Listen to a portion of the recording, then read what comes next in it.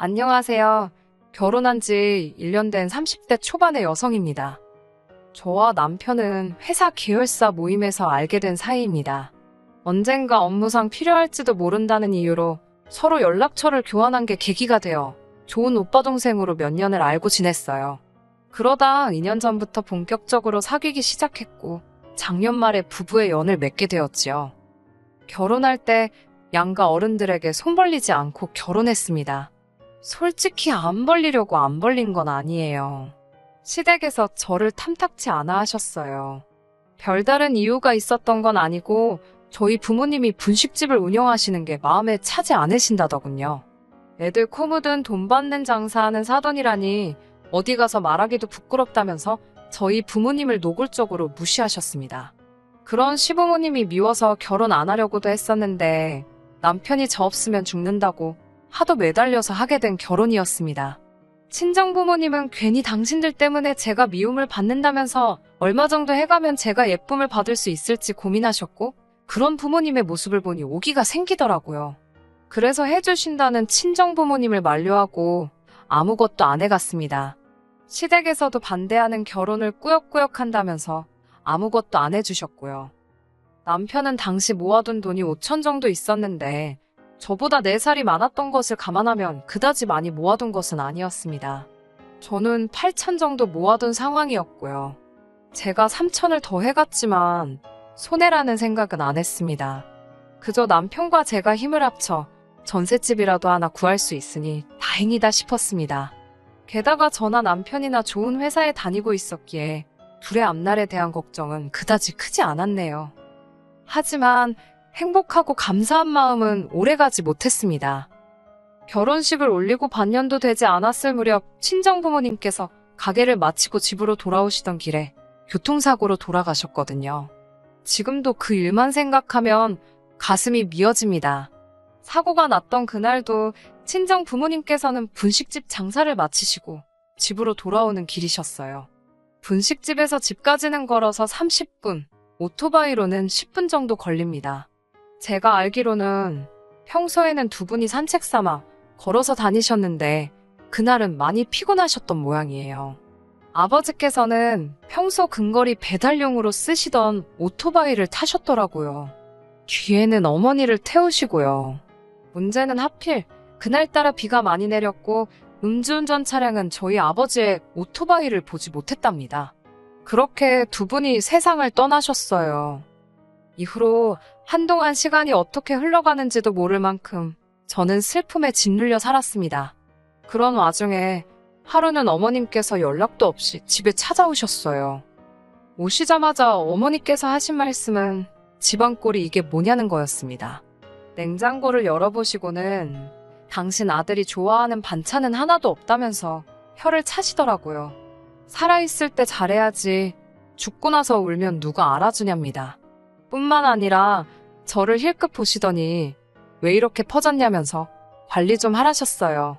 당신 아들이 하루 종일 일하고 집에 와서 기껏 돼지마냥 늘어져 있는 저를 봐야겠냐면서요.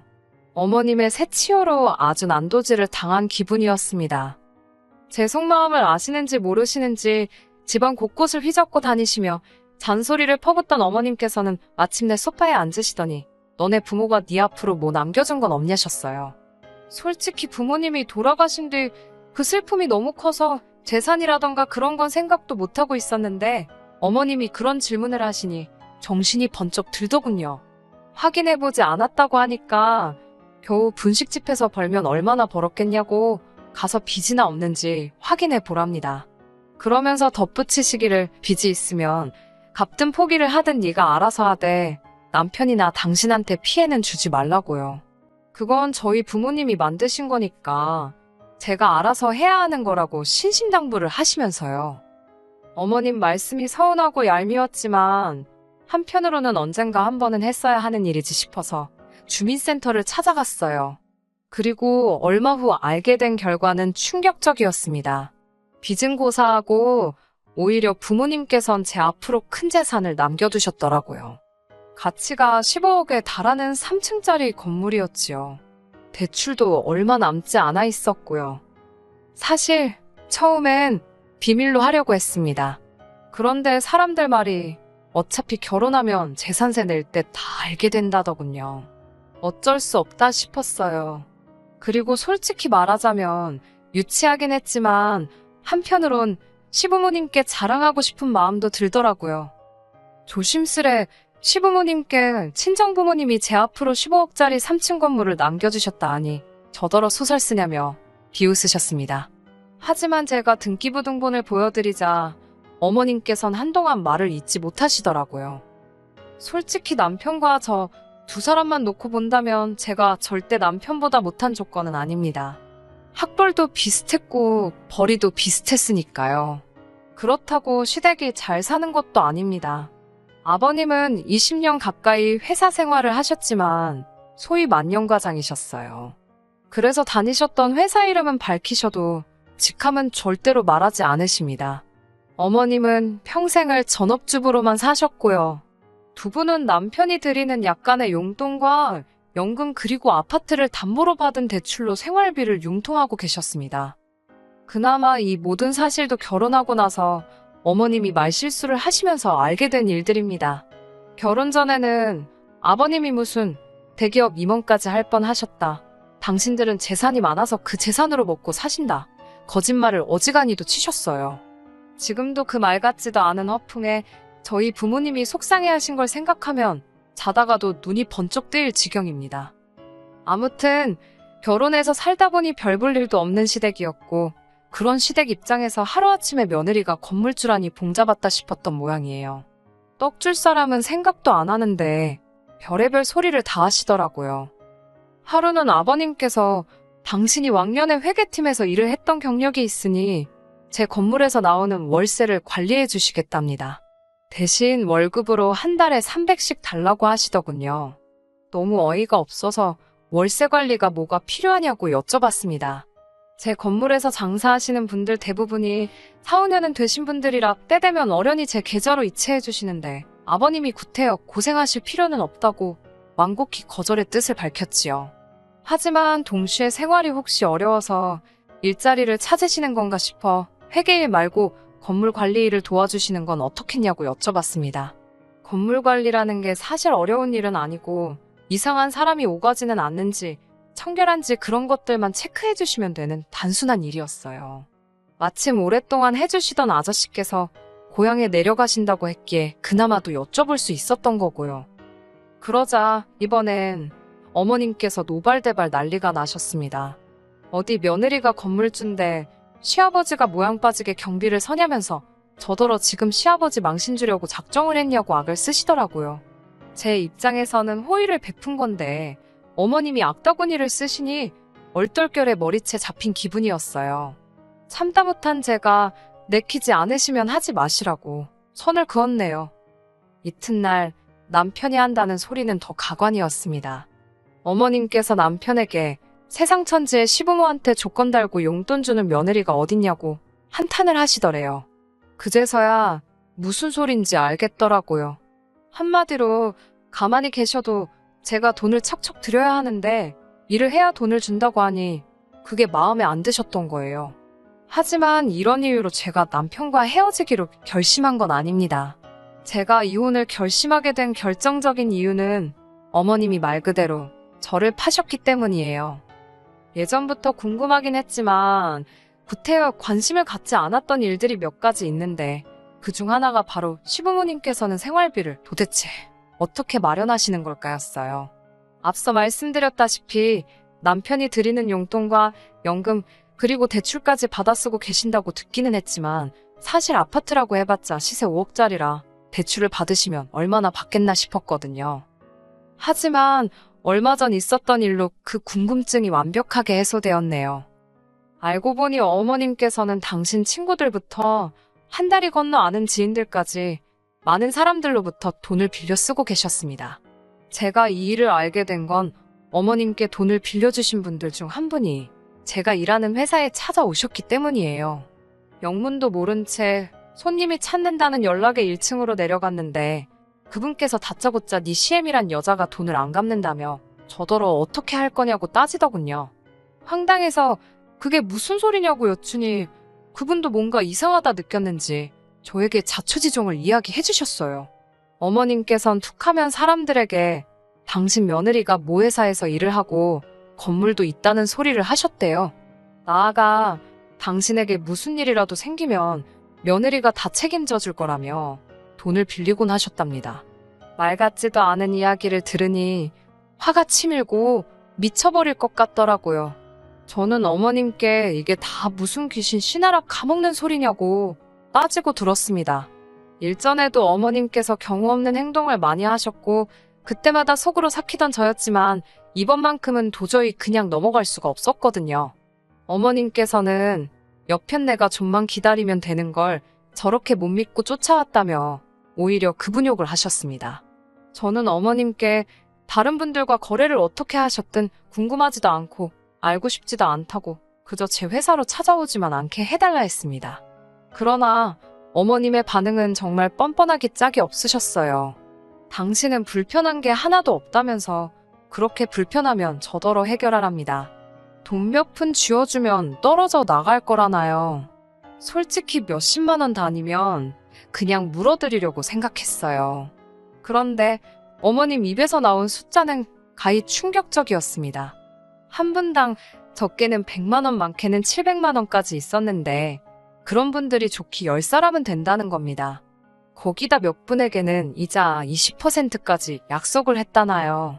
뻔뻔한 어머님의 설명에 저는 학을 떼고 말았습니다. 뒤이어 어머님께서 말씀하시길 결혼할 때 예단도 안 해오지 않았냐면서 이참에 예단한다 생각하랍니다. 기가 차더라고요. 그렇게 치면 남편은 뭐 집이라도 해왔나요? 막말로 남편이나 저나 현찰박치기였고 그나마도 제가 3천 더 해왔다고 받아쳤더니 어머님이 하신다는 말씀이 그 3천으로 당신 좋은 일 시켰냐입니다. 또 먹고 살 집 구하는데 써놓고 왜 생색이냐며 화를 내시더라고요. 아니 그런 논리면 그 집에는 저 혼자 사나요? 어머님 아들도 같이 사는 집이잖아요. 어머님과는 도저히 말이 통하지 않았습니다. 그런 와중에 남편이란 작자는 옆에서 꿀먹은 모마냥 가만히 앉아서 바닥만 보고 있더라고요. 어떻게든 결단을 내리지 않으면 이 상황이 계속 반복되겠구나 싶어 단도직입적으로 말씀드렸습니다. 한 번만 더 누구든 제 회사로 찾아오면 경찰을 부를 거라고요. 그러자 어머님께서는 아이고 무섭다며 왜 아예 당신을 잡아가라고 시키라며 빈정거리셨습니다. 며칠 뒤 우려했던 일이 일어났습니다. 이번엔 세 분이 같이 오셨더라고요. 결혼식 때도 뵀던 어머님의 친구분들이셨습니다. 저는 어머님께 말씀드린 대로 경찰을 부를까도 잠시 고민했지만 그래도 일전에 뵀던 분들이기에 대화를 나누는 쪽으로 마음을 바꾸게 되었어요. 그동안 잘 지내셨냐고 안부를 여쭙고는 회사 건너편 카페로 세 분을 모셨습니다. 그리고 차근차근 상황을 설명드렸어요. 솔직히 말하면 감정적인 부분이 섞이기도 했습니다. 어머님이 저희 부모님을 무시하면서 결혼을 반대했던 일과 저희 부모님이 돌아가시면서 저에게 유산으로 건물을 남겨주셨다는 이야기를 할 때는 저도 모르게 눈물을 보였거든요. 다행히도 어머님 친구분들 모두 제 이야기를 듣고는 이제 상황 파악이 되었다며 미안하다셨습니다. 그리고 며칠 뒤 어머님께서 아주 노발대발 화가 단단히 나셨더라고요. 도대체 그 여편네들한테 뭐라고 떠들었길래 자기한테 인생 그렇게 살지 말라면서 욕을 하냐입니다. 도대체 어떻게 인간들을 구워 삶았냐며 저에게 악다구니를 쓰시더라고요. 저는 그날 있었던 일을 가감없이 전해드렸습니다. 그러자 어머님께서는 며느리란 게 이제는지 시애미까지 개망신을 시킨다며 어찌 죽은 네 부모나 너나 체면이란 걸 생각할 줄 모르냐고 따지셨습니다. 그 와중에 돌아가신 부모님을 들먹이니 저도 눈이 돌아가더라고요. 제가 어머님께 방금 하신 말씀 당장 사과하시라고 했습니다. 이 상황에 저희 부모님 이야기가 왜 나오냐고요. 그러자 남편이 저더러 적당히 좀 하랍니다. 자기가 보기엔 그저 어머님이 서운해서 그러시는 건데 그것도 못 받아주냐면서 막말로 한 달에 월세만 1,000 가까이 들어오면서 돈독이 올랐냐입니다. 말 나온 김에 따져보자면서 그까짓 돈 몇 푼 갚아줄 것도 아니면서 가만히나 있지 굳이 자기 부모님 개망신을 시켜야 했냐면서 목에 핏대를 세우더라고요. 평소에 제가 당하고 있을 때는 진짜 한마디도 안 하던 인간이 지 엄마 일이라고 희번덕거리는 걸 보니 어이가 없더군요. 저도 더는 당하고만 있을 수가 없어서 어머님에게 미친 듯이 싸댔습니다. 그 싫어하던 며느리 주머니에서 몇 푼 뜯어갈래다 잘 안 되니까 겨우 한다는 게 욕지거리냐고요. 어디 가서 암만 그래보시라고. 그래봤자 누구 하나 어머님 무서워하나. 저도 어머님 하나도 안 무섭다고 그랬습니다. 남편에게도 너도 그따위로 할 거면 내 옆에 있지 말고 니네 엄마한테 꺼지라고 했어요. 그러자 어머님께서는 너 말 잘했다며. 네가 먼저 우리 아들한테 이혼하자고 했으니까 그 건물 절반은 위자료로 내놔야 된답니다. 웃기지도 않아서 어머님 뉴스 안 보시냐고 물었습니다. 왜 끝까지 무식한 티를 내시냐며. 이건 제가 상속받은 재산이라 위자료랑은 아무 상관도 없다고요. 게다가 저희 지금 혼인신고도 안 되어 있는 거 기억 못 하시냐고 물으니 순간 어머님이 아차 싶은 표정을 지으셨어요. 어머님께서 저 너무 마음에 안 든다고 앞으로 하는 거 봐서 혼인신고하는 거 허락해 주신다면서 못하게 하셨거든요. 저는 어머님께 너무 감사하다고 덕분에 이렇게 수월하게 헤어진다고 인사를 드렸네요. 남편한테는 계좌번호 찍어서 보내라고 했습니다. 결혼할 때 너가 가져온 5천에서 1,000만 원은 네가 먹고 쓴 거다 치고 나머지만 보내준다고 했습니다. 그러자 남편이 당황한 눈초리로 또 뭘 그렇게까지 하냐면서 그냥 이쯤에서 그동안 마음속에 쌓인 이야기 다 풀었다 치자네요. 웃기지도 않아서 내가 그동안 당한 게 얼만데 꼴랑 어머님 욕 좀 드신 걸로 풀긴 뭘 푸냐고 됐다고 했습니다. 우리 부모님 가슴에 대못 박은 그 죄를 니네 엄마가 용서받을 수 있을 것 같냐고 악을 썼네요. 이후로 저는 남편과 다시 남남이 되었어요. 오빠 동생만도 못한 사이가 된 거지요.